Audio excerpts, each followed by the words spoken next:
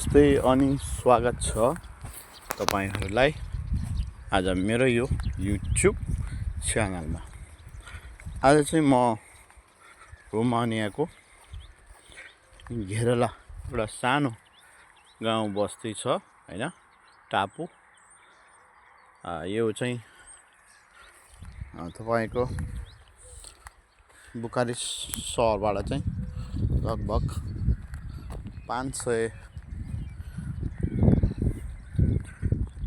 किलोमिटरको हाराहारीमा दूरीमा छ, टाढा छ हैन।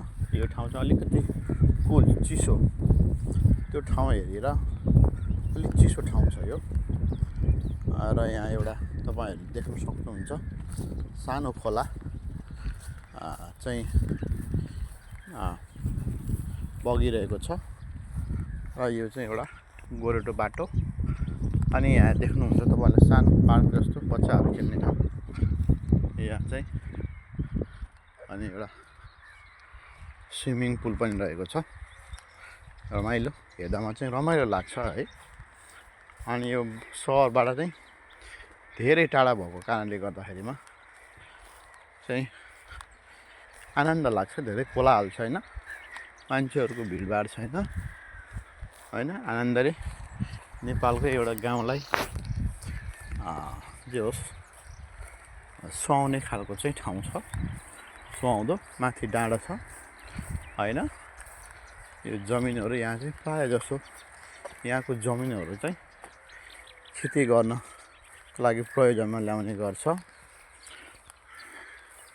त्यसैले चाहिँ वर्षमा एक बाली लगाउने चलन छ यता। किन भन्दाखेरि यहाँ चाहिँ तपाईको धेरै चिसो हुने कारणले अनि स्नोफल हुन्छ हैन। भनेको अर्थ मतलब यहाँ चाहिँ हिउँ पर्छ, त्यसले गर्दाखेरिमा चाहिँ यहाँ चाहिँ खेतीपाती गर्न चाहिँ अलिकति चाहिँ असहज हुन्छ।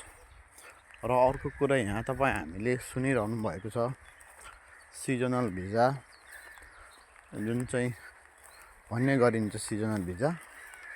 त्यो सिजनल भिजा किन भनिएको भन्दाखेरिमा चाहिँ वर्षमा एउटा बाली लगाउने गर्छ। एउटा जस्तो फ्रुट्सहरुदेखि लिएर हरेक कुराहरु हैन, फार्म सम्बन्धी कुराहरु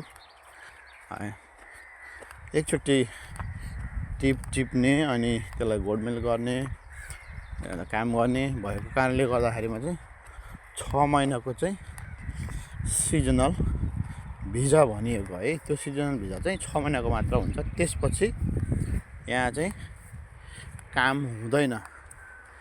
त्यसकारणले गर्दाखेरिमा यसलाई चाहिँ 6 महिनाको सिजनल भिजा भनिएको।